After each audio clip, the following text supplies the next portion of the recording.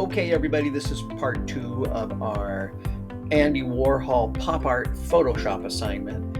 And you can see I have my image where we left it off. I have my 3 layers over on the right that we finished in our last video. I have a backup layer, which is invisible, my base layer, which is visible, and then the top layer, which is also invisible. I'm going to make sure I have the base layer highlighted, and then that is selected by clicking on it. And then I'm going to go down to the very bottom right where you can see my layer tools, and I'm going to choose the half black, half white circle. Then those are my adjustment layers, and I'm going to begin with the brightness contrast layer. I'm going to click on that. Now you will notice it opened up the adjustment layer up above. It has that symbol, and notice I have brightness and contrast tools that are here right now.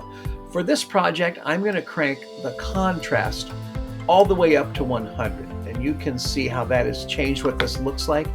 And then the brightness, I'm going to move it up until I get something that about 30, somewhere 25 to 30 is what we want for brightness. I have mine at 26. All right, now this is important. I want the effects of this adjustment layer to only apply to the base layer. So what I'm going to do is right-click the adjustment layer, and I'm going to get a menu, and I am going to choose Create Clipping Mask. And you can see I have a little downward pointing arrow, and that is associating this adjustment only with my base layer. All right, what I'm going to do next, choose my base layer again, and I am going to now do another adjustment layer. This time I am going to use a threshold layer. It is right near the bottom, threshold, and I'm going to click it.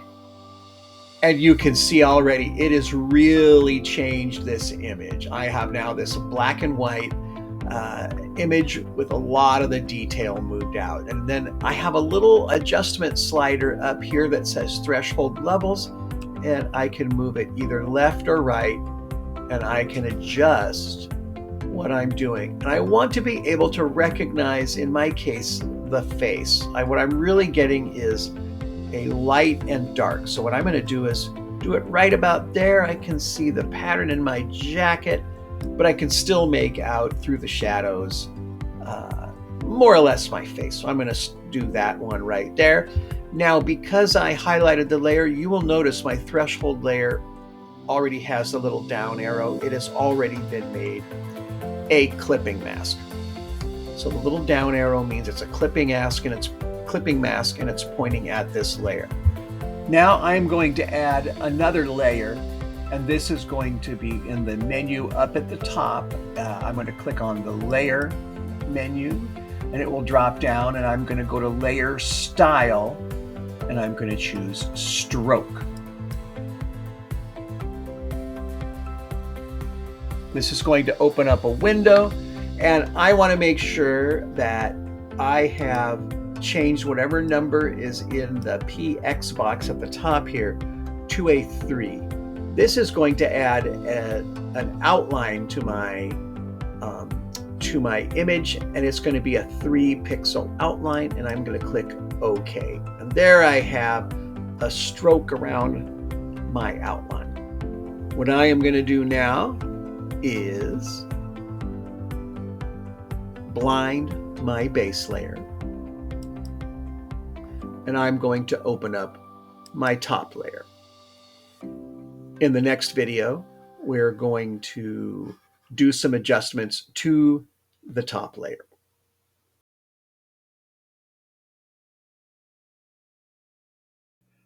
All right, students, in our last video, we had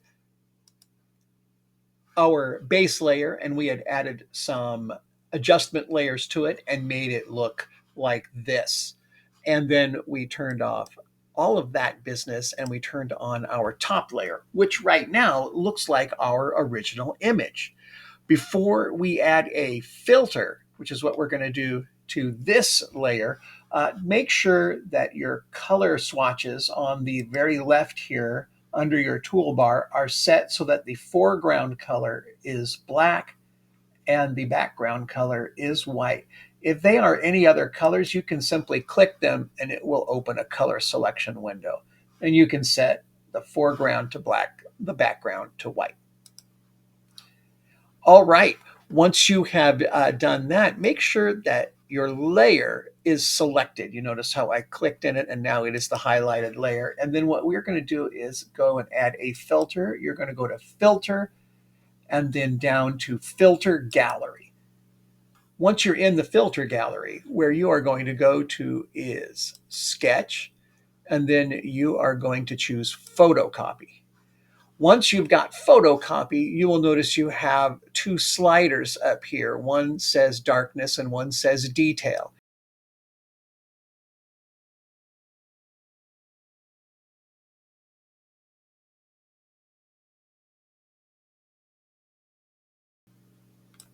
Choose what looks right for you and then click OK.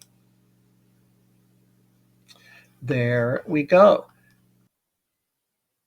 Next, on the right where your layers are, go to the blending mode menu up above your layers. Mine you can see is set to normal.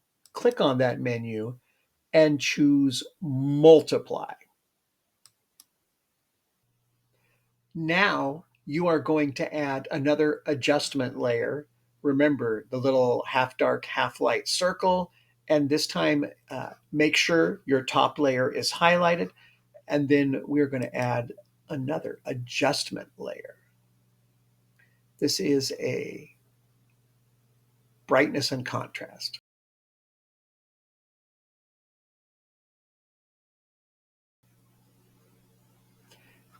Then, of course, we're going to right-click and create a clipping mask.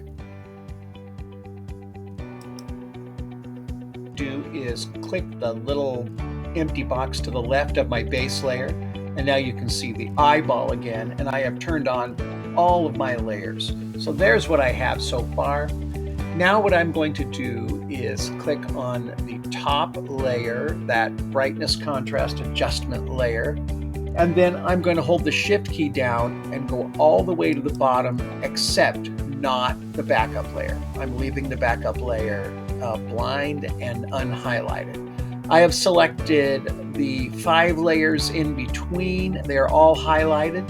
I am going to right-click in the middle of those layers and convert to Smart Object. We're going to turn these layers into one object. Here we go. And there you can see I now have a brightness / contrast to. I'm going to double click. I'm just going to call this, like the assignment, pop art. P-O-P-A-R-T. This is now a pop art smart object, and I'm just keeping my backup layer just in case. The next thing we are going to do is make sure our pop art layer is highlighted, and then we are going to add another adjustment layer. We are going to add a gradient map. Now you will look up here on the right and you will see a black to white gradient, and what you're going to do is click in the middle, and what that is going to do is open up a window, and then you will notice you've got a little box under each end. Now this is where we get to change our colors in our image. I'm going to double click and open up a color selection window, and I'm going to choose a color, and you will notice that my black has now changed to a green. I'm going to click OK, and I'm going to double click the white box, and now I get to choose another color. I'll choose a yellow, and you can see that the white parts of my image turn to yellow, and I'm going to click OK. Once I've got my color selected, I'm going to click OK. Obviously, you may choose any colors that you wish. Just make sure that they show the light and the dark parts with significant contrast. I'm going to, of course, right click, and I'm going to create clipping mask. Next, I'm going to add the background color. I need a layer for this, so I am going to go to the right-hand side under the Layers tab. Next to the garbage can at the very bottom is that plus, and I added a layer right here. I'm going to click this layer and drag it below the pop art layer. So now that highlighted layer 1 is here. If I want, I can double click and I can call this background. There it is. Select my background layer. Next thing I want to do is go over to the color selection tool on the left, and I'm going to click the white square that is the background color. I'm going to click it, and I am going to just set this to something that will be in contrast to the colors I chose for my image, maybe a purple.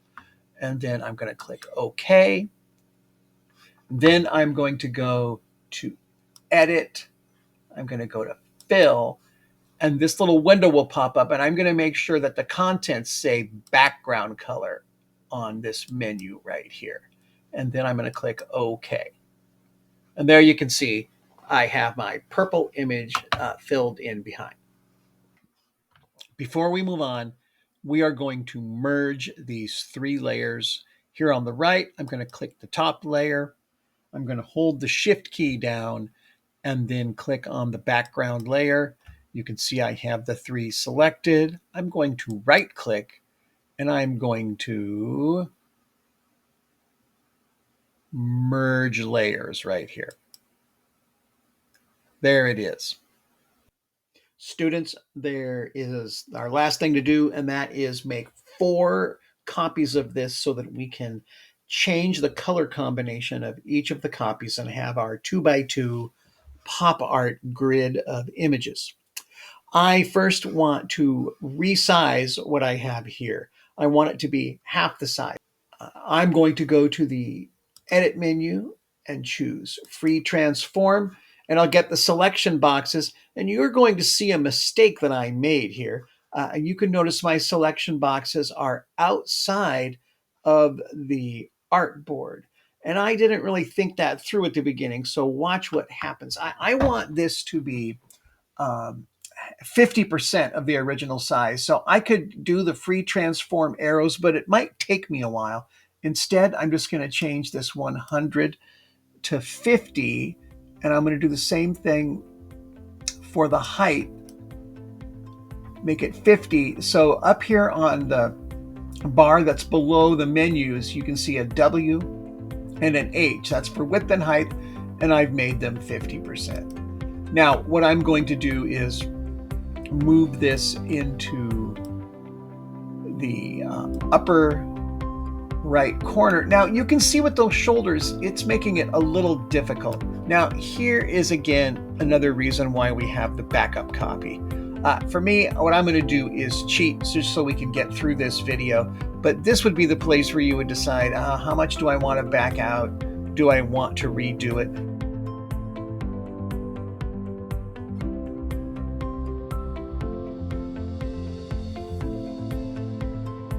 And you'll notice now that my height is 53%. Now what I'm going to do is move this to the upper left corner. Just get it right on the corner with my color as I can. And then what I'm going to do is go over, I don't like gradient map as a name. I'm going to double click and I'm going to make this pop art again. There we go. Now with this layer, I'm going to make 3 copies. I'm going to right click and I'm going to duplicate layer. Remember, duplicate the layer. Don't copy paste or they won't be lined up exactly. So I'm going to make this pop art 2. And I need 2 more of those.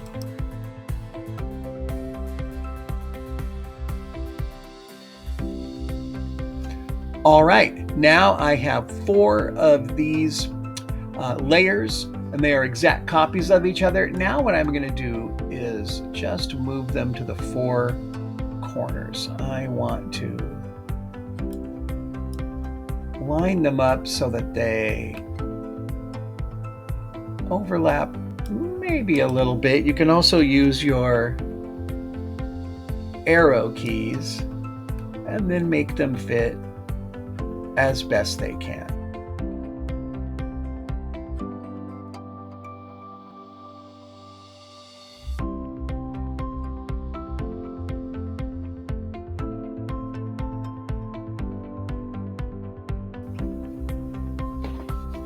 Now what I am going to do is add an adjustment layer to each one of these. Add a hue saturation layer. And I'm going to right click and create clipping mask right away. That way it applies only, in this case, to my Pop Art 3 layer. And what you'll see is once I start moving the slider, it starts changing the color combinations. You can also do a little saturation and a light and dark adjustment.